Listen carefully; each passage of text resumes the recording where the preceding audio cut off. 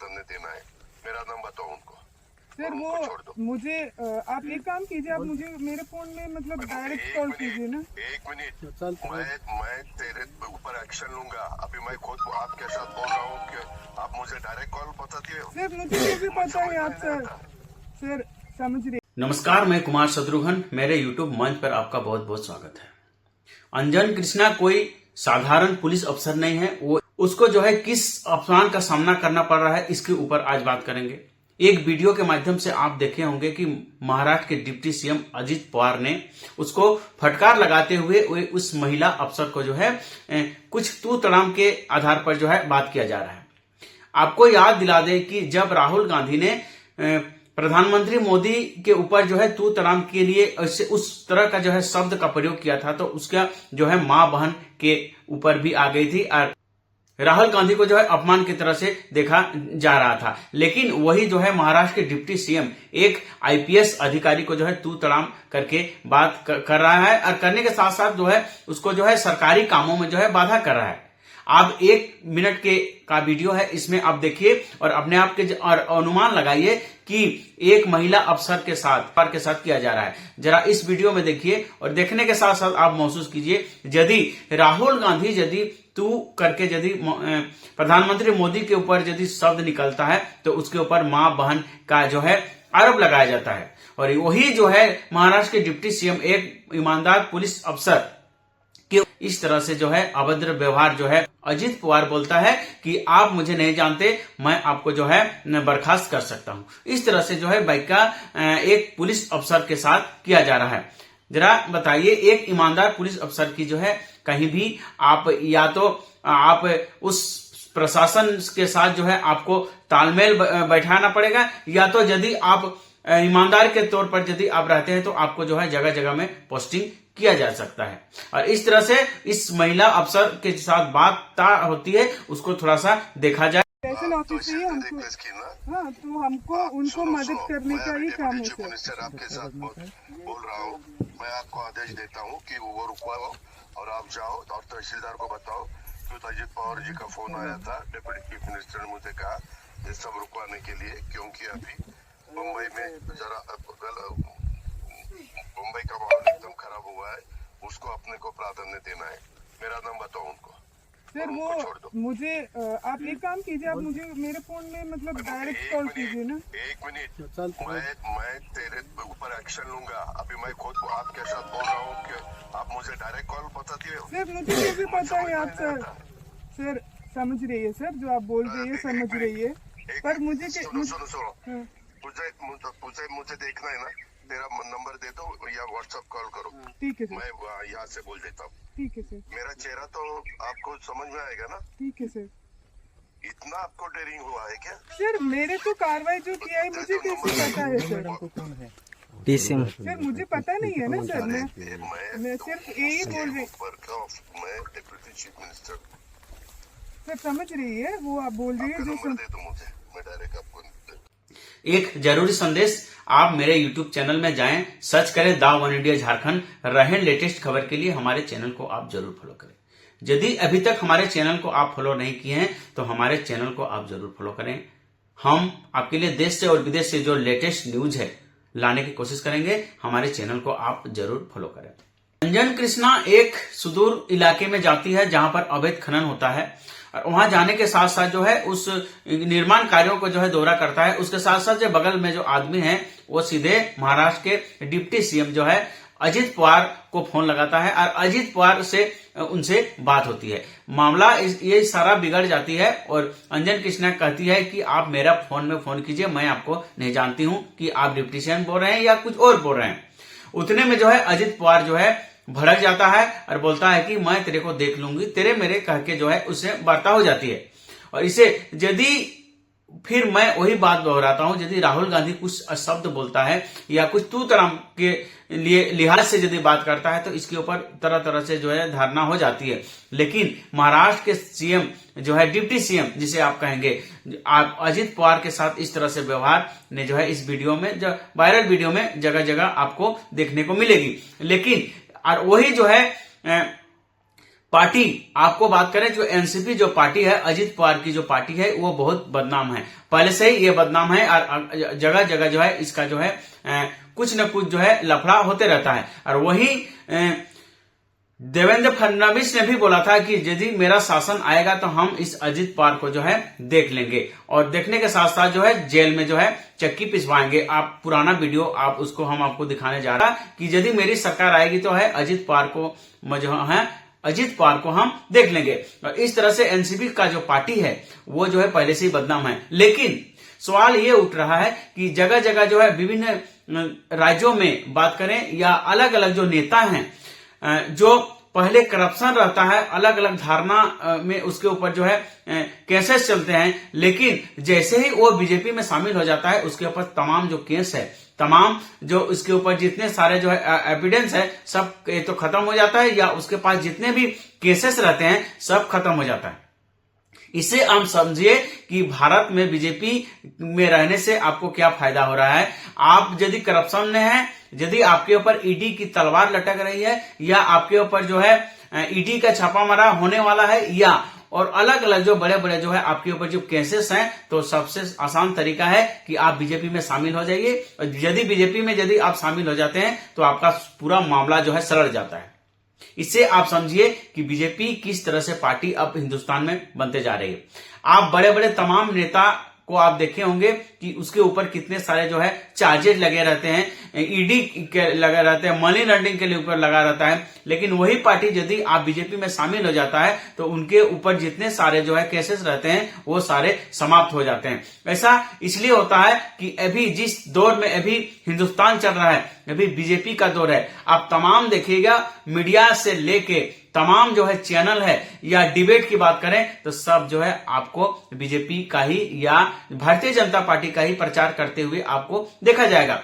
जिस तरह से राहुल गांधी ने बिहार विधानसभा चुनाव से पहले वोट अधिकार रैली को लेकर जिस तरह से रैलियां किया, उस रैली को जो है ना बड़े बड़े टीवी चैनल हुआ या ना बड़े बड़े पत्रकार ने इसकी आपको कहीं कुछ झलक नहीं देखने को मिलेगी, या जिस तरह से उतना हाईलाइट होना चाहिए उस रैली को, उस तरह से उस रैली को जो है राहुल गांधी के रैली को उस तरह से प्रकाशन या कहें प्रचार नहीं किया गया, ताकि वही यदि कुछ बीजेपी का कुछ प्रचंड होता या कुछ कार्यक्रम होता तो ना जाने गोदी मीडिया के तरह तरह का जो पत्रकार हो या तरह तरह जो मीडिया कर्मी हो, आपको वहां पर हुजूम लगा हुआ रहता है। लेकिन जिस तरह से उसके साथ किया गया, राहुल गांधी के साथ उसका उतना तजब्बुत नहीं दिया गया और उसको उतना प्रचार नहीं किया गया। इसे आप समझिए कि अभी बीजेपी भारतीय जनता पार्टी अभी किस तरह से जो है नीतियां चल रही है, और इसके साथ साथ भारतीय जितने सारे जो है न्यूज चैनल वाले हैं उसमें जो है बीजेपी को किस तरह से जकड़ रखा है या उसके ऊपर कितना प्रोपेगेंडा चलाया जा रहा है, इसे आप समझिए। वही एनसीपी की पार्टी बात करें तो अजित पवार की पार्टी आपको अलग अलग धारणा और अलग अलग धारा के साथ साथ जो है चार्जेस उसके ऊपर लगे हैं। और ये महाराष्ट्र के पूर्व उप मुख्यमंत्री देवेंद्र फडणवीस ने बोल चुका है कि यदि मेरी सरकार आएगी तो हम अजित पवार को जो है जेल में चक्की पिसवाएंगे। तरह का जो है मामला पहले आ चुका है, लेकिन मामला यहां इसलिए फंस गया है कि वही जो है अजित पवार क्या होता है बीजेपी में शामिल हो जाता है। यदि वो बीजेपी में शामिल हो जाता है तो उसके ऊपर तमाम ईडी हुआ या मनी लॉन्ड्रिंग हुआ या अलग अलग जो धारणाएं हैं उसको आपके ऊपर जो है सब बच जाते हैं। यही फायदा अभी भारतीय जनता पार्टी के साथ मिलकर काम करने में तमाम नेता के साथ हो रही है। इसी के चलते जो है अब जगह जगह में बात करें, नेता जो है बीजेपी में शामिल होना चाहते हैं, उनके ऊपर ना ईडी लगे या ना अलग अलग धारणा इसके ऊपर लगे। इस तरह से आपको अलग अलग देखने को मिलेगा हिंदुस्तान में भारतीय जनता पार्टी के सामने। मामला क्या है? अंजन कृष्णा एक ईमानदार आईपीएस अफसर है, उसका काम को कौन रोक रहा है, जरा इस बात पर गौर कीजिए। उसके कामों को जो है रोक रहा है महाराष्ट्र के डिप्टी सीएम अजित पवार को, जो है उसको कामों को जो है दखल दे रहा है। दखल इसलिए दे रहा है कि अंजन कृष्णा एक सुदूर इलाके में जाती है और जाने के साथ साथ जो है उस कामों को जो है रोकने की कोशिश करती है। जैसे ही रोकने की कोशिश करती है उसके ऊपर जो है महाराष्ट्र के डिप्टी सीएम जो है अजित पवार का जो है कॉल आ जाता है, और उसके साथ साथ जो है तू तड़ाम का जो है वार्ता हो जाती है और बोलता है कि मैं आपको देख लूंगी। अब डिप्टी सीएम जो है अजित पवार बोलता है कि मैं डिप्टी सीएम बोल रहा हूं, आप आपके बड़े जो अफसर है उसको आप बोल दीजिए कि जो है महाराष्ट्र के डिप्टी सीएम का फोन आया है। तब वो अंजन कृष्णा कहती है कि मैं आपको नहीं जानती हूं, आप मेरे फोन में जो है फोन कीजिए। इसी में जो है डिप्टी सीएम जो है भड़क जाता है। भड़कने के साथ साथ मामला बिगड़ जाता है। जैसे मामला बिगड़ जाता है तो वो बोलता है कि मैं तेरे को देख लूंगी। इस तरह से यदि कोई पार्टी के नेता या बड़े बड़े अफसर या बड़े बड़े अफसर को जो है आईपीएस अफसर को, जो एक ईमानदार लेडीज है जो नया नया पोस्टिंग हुआ है, उसको यदि तू तड़ाम के साथ यदि बात करती है तो इसे समझिए कि अभी हमारे भारतीय राजनीति में कितने सारे खामियां हैं और खमियां हैं और इसको दूर करने की उजागर करने की कोशिश करनी चाहिए। ना कि जो है हमारे पुलिस अफसर है ना आईपीएस अफसर है या बड़े बड़े जो अधिकारी है, इसके ऊपर जो है इसलिए ट्रांसफर ज्यादा से ज्यादा ट्रांसफर इसलिए हो जाता है ताकि कुछ न कुछ देश में, हमारे देश में ईमानदार अफसर हैं जो इस तरह से मामला को जो है अपने आप पर लेते हैं, लेकिन उसके ऊपर हर समय जो है ट्रांसफर का तलवार इसलिए लटकती है, या तो कोई उसमें ईमानदार पूर्वक काम करते हैं या इसके ऊपर यदि वो ईमानदार से काम नहीं करते हैं तो या तो वो पार्टी में शामिल हो जाएंगे, या यदि ईमानदारी से काम करेंगे तो उसको जगह जगह में जो है हर महीना आपको जो है 2 महीना 4 महीना में उसको पोस्टिंग हो जाती है। इसी तरह जरा इस बात पर गौर कीजिए कि एक ईमानदार अफसर का कामों को जो है दखल अंदाज कौन दे रहा है? महाराष्ट्र के डिप्टी सीएम अजित पवार। और इस तरह से मामला बिगड़ गया। हम एक बार और ये वीडियो दिखा रहे हैं और दिखाने का साथ महसूस कीजिए कि इस तरह से मामला क्या है। अंजन कृष्णा एक ईमानदार आईपीएस अफसर है, उसका काम को कौन रोक रहा है? जरा इस बात पर गौर कीजिए। उसके कामों को जो है रोक रहा है महाराष्ट्र के डिप्टी सीएम अजित पवार को, जो है उसको कामों को जो है दखल दे रहा है। दखल इसलिए दे रहा है कि अंजन कृष्णा एक सुदूर इलाके में जाती है और जाने के साथ साथ जो है उस कामों को जो है रोकने की कोशिश करती है। जैसे ही रोकने की कोशिश करती है उसके ऊपर जो है महाराष्ट्र के डिप्टी सीएम जो है अजित पवार का जो है कॉल आ जाता है और उसके साथ साथ जो है तू तड़ाम का जो है वार्ता हो जाती है और बोलता है कि मैं आपको देख लूंगी। अब डिप्टी सीएम जो है अजित पवार बोलता है कि मैं डिप्टी सीएम बोल रहा हूं, आप आपके बड़े जो अफसर है उसको आप बोल दीजिए कि जो है महाराष्ट्र के डिप्टी सीएम का फोन आया है। तब वो अंजन कृष्णा कहती है कि मैं आपको नहीं जानती हूं, आप मेरे फोन में जो है फोन कीजिए। इसी में जो है डिप्टी सीएम जो है भड़क जाता है। भड़कने के साथ साथ मामला बिगड़ जाता है। जैसे मामला बिगड़ जाता है तो वो बोलता है कि मैं तेरे को देख लूंगी। इस तरह से यदि कोई पार्टी के नेता या बड़े बड़े अफसर या बड़े बड़े अफसर को, जो है आईपीएस अफसर को, जो एक ईमानदार लेडीज है जो नया नया पोस्टिंग हुआ है, उसको यदि तू तड़ाम के साथ यदि बात करती है तो इसे समझिए कि अभी हमारे भारतीय राजनीति में कितने सारे खामियां हैं और खमियां हैं और इसको दूर करने की उजागर करने की कोशिश करनी चाहिए। ना कि जो है हमारे पुलिस अफसर है ना आईपीएस अफसर है या बड़े बड़े जो अधिकारी है, इसके ऊपर जो है इसलिए ट्रांसफर ज्यादा से ज्यादा ट्रांसफर इसलिए हो जाता है ताकि कुछ न कुछ देश में, हमारे देश में ईमानदार अफसर हैं जो इस तरह से मामला को जो है अपने आप पर लेते हैं, लेकिन उसके ऊपर हर समय जो है ट्रांसफर का तलवार इसलिए लटकती है, या तो कोई उसमें ईमानदार पूर्वक काम करते हैं या इसके ऊपर यदि वो ईमानदार से काम नहीं करते हैं तो या तो वो पार्टी में शामिल हो जाएंगे, या यदि ईमानदारी से काम करेंगे तो उसको जगह जगह में जो है हर महीना आपको जो है 2 महीना 4 महीना में उसको पोस्टिंग हो जाती है। इसी तरह जरा इस बात पर गौर कीजिए कि एक ईमानदार अफसर का कामों को जो है दखल अंदाज कौन दे रहा है? महाराष्ट्र के डिप्टी सीएम अजित पवार। एक बार और ये वीडियो दिखा रहे हैं और दिखाने का साथ महसूस कीजिए कि इस तरह से भारतीय राजनीतिक में आज से नहीं सदियों से चला आ रहा है और इसको कैसे जो है आप रोकिएगा। जगह जगह में करप्शन भरा हुआ है। आप यदि भ्रष्ट नहीं है तो आपको जो है जबरन भ्रष्ट किया जाएगा। आप यदि भ्रष्ट नहीं है तो आपको जबरन भ्रष्ट किया जाएगा। भ्रष्ट कैसे किया जाएगा आप इस वीडियो में देखिए। या तो आपको धमकी देके, या तो आपके ऊपर कुछ पैसे देके, या आपको जो है कुछ और भी विभिन्न कारण है उस ट्रांसफर करके। इसी तरह मामला जो है अलग अलग राज्यों में या अलग अलग जिले में आपको देखने को मिलते ही रहती है।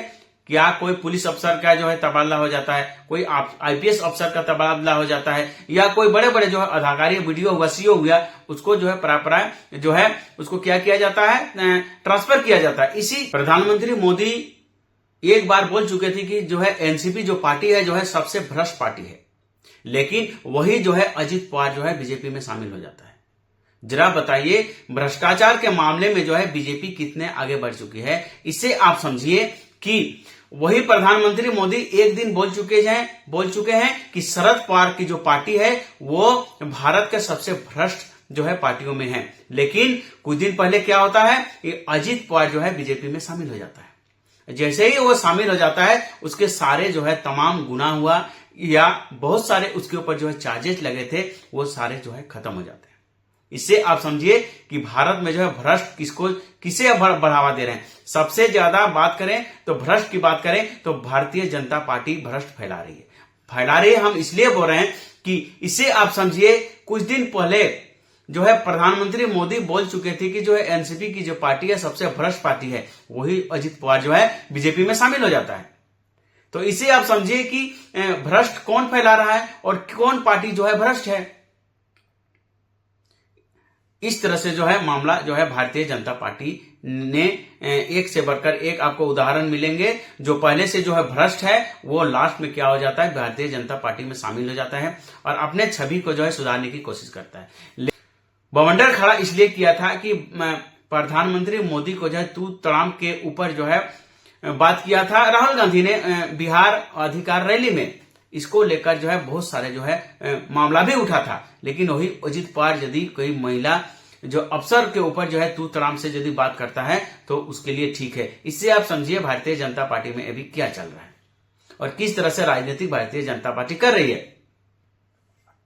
और इसी तरह एक महिला अफसर को डांटना और उसके कामों को जो है जो बाधा पहुंचाना, ये अजित पवार की जो है बहुत बड़ी जो है गलती साबित हो सकती है। और ये जो है वीडियो आप देखिए और देखने के साथ साथ महसूस जरूर किए होंगे कि यदि भ्रष्टाचार के मामले में यदि सही ऊपर यदि एक निर्विरोध होकर आप ईमानदार अफसर यदि आप हैं तो आपके ऊपर जो है आपको झुकाने के लिए जो है बड़े बड़े नेता या मंत्री के ऊपर आपका फोन या आ सकता है या आपके ऊपर जो है धमकी दे सकता है। ये आज से नहीं, भारतीय जनता पार्टी हुआ बात करें या अलग अलग पार्टी का जो है अपना अपना प्रोपेगेंडा है, लेकिन एक महिला अफसर के साथ तू तड़ाम बात करना ये जो है शोभा नहीं देता है। और इस तरह से महिला अफसर जो है एक ईमानदार है, जो अवैध खनन हो रहा है उसके ऊपर जो है जाती है और उसको जो है रुकवाते हैं, लेकिन जो है उसके ऊपर जो है इस तरह से जो है बैका हो जाता है। होने के साथ साथ जो है वो भी बोलती है कि मैं आपको नहीं पहचानती हो, आप मेरे फोन में फोन कीजिए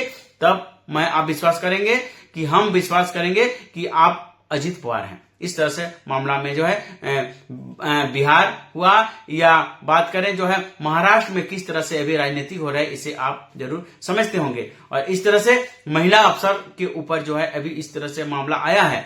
मामला आने के साथ साथ उसके सरकारी कामों में जो है बाधा जिस तरह से पहुंचा रही है, इस तरह से जो है भारतीय जनता पार्टी हुआ बात करें या भारत में जिस तरह से अभी भ्रष्ट नेता की बात करें या ईमानदार नेता की बात करें, यदि आप ईमानदार हैं तो उसके ऊपर अलग अलग जो है लोगों का समूह आपके ऊपर अड़ सकता है और आपको झुकाने की कोशिश करेगा। इस तरह से आज से नहीं सदियों से चल रहा है। कुमार शत्रुघ्न को इजाजत दीजिए और एक बार जरूर इस वीडियो को देखिए और देखने के साथ महसूस कीजिए कि महिला अफसर के साथ क्या इस तरह से होना चाहिए। नमस्कार, जय हिंद, वंदे मातरम। एक बार इस वीडियो को जरूर देखिए। स्टेशन ऑफिस से ही हमको, हाँ तो हमको उनको मदद करने का ही काम है सर। मिनिस्टर आपके साथ बोल रहा हूँ, मैं आपको आदेश देता हूँ कि वो रुकवाओ और आप जाओ और तहसीलदार को बताओ कि अजित पवार जी का फोन आया था। डिप्टी चीफ मिनिस्टर ने मुझे कहा ये सब रुकवाने के लिए, क्योंकि अभी मुंबई में जरा मुंबई का माहौल एकदम खराब हुआ है, उसको अपने को प्राधान्य देना है। मेरा नाम बताओ उनको सर। वो मुझे आप एक काम कीजिए, आप मुझे मेरे फोन में मतलब डायरेक्ट कॉल कीजिए ना। एक मिनट, मैं तेरे ऊपर एक्शन लूंगा। अभी मैं खुद आपके साथ बोल रहा हूँ कि आप मुझे डायरेक्ट कॉल बताती हो। सर मुझे कैसे पता है आप सर समझ रही है सर, जो आप बोल रही है समझ रही है, पर मुझे सुनो मुझे देखना है ना, तेरा नंबर देता हूँ या व्हाट्सएप कॉल करो, ठीक है सर, मैं यहाँ से बोल देता हूँ। ठीक है सर, मेरा चेहरा तो आपको समझ में आएगा ना? ठीक है सर। इतना आपको डेयरिंग हुआ है क्या? सर मेरे को कार्रवाई जो किया है मुझे कैसे पता है सर? पीसीएम सर मुझे पता नहीं है ना सर, मैं मैं सिर्फ यही बोल रही। मैं डिप्टी चीफ मिनिस्टर। सर समझ रही है वो आप बोल रही है जो नंबर दे दो मुझे, मैं डायरेक्ट आपको देता हूँ। ठीक है।